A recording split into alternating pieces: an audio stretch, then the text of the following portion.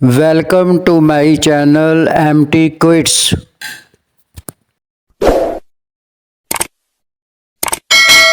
बीमारी में बद परहेज़ी के साथ तंदुरुस्ती की उम्मीद बेवकूफ़ी है। बेमौका बोलने की आदत से गूंगा हो जाना बेहतर है। जो वालिदैन की नाफरमानी करता है उसकी औलाद उसकी नाफरमानी करती है। किसी के ऐब को ज़ाहिर मत करो। नसीहत की बात चाहे कड़वी हो कबूल करो। चाहे ज़िल्लत उठाना पड़े अपनी गलती तस्लीम करनी चाहिए।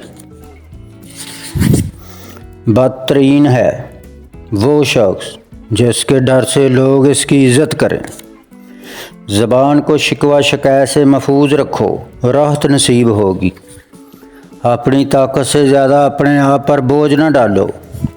अक्लमंद वो है जो दूसरों से इबरत पाए ताकि ख़ुद दूसरों के लिए इबरत ना बन जाए। 3 चीज़ें इंसान को तबाह कर देती हैं: हिरस, हसद और गम। बड़े घरों में अमूमन छोटे और छोटे घरों में बड़े लोग रहते हैं। जब लोगों से बात करो तो ज़बान की हिफाजत करो। ज़िंदगी की मुसीबतें कम करना चाहते हो तो गुनाह ना करो। अगर दिल की सफाई चाहते हो तो दुनिया से आँख बंद कर लो। ज़माना किताबों से बेहतर मुअल्लिम है। इखलाक वो है जिसे गुस्से की हालत में अपने नफ्स पर काबू न रहे।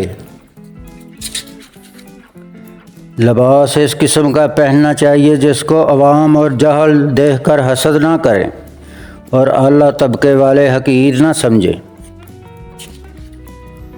जो अपनी मौत को ज़्यादा याद रखता है वो हर नेक काम इख्तियार करता है।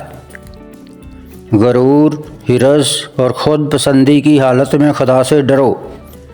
बुरे लोगों की सोबत अच्छे लोगों से बदगुमानी पैदा कर देती है। लालच से इंसान बुराई पर आमादा हो जाता है। अल्लाह का चाहने वाला सब चीज़ों से मुंह फेर लेता है।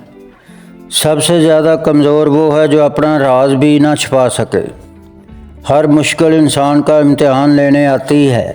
अगर तुम चाहो तो अपने ख़यालात बदल कर अपनी ज़िंदगी को बेहतर बना सकते हो। दूसरे के ख़यालात की कदर करें और किसी से ये ना कहें कि वो गलती पर है। बेकार लोगों के दिलों में शैतान फ़ौरन दरवाज़ा खोल देता है।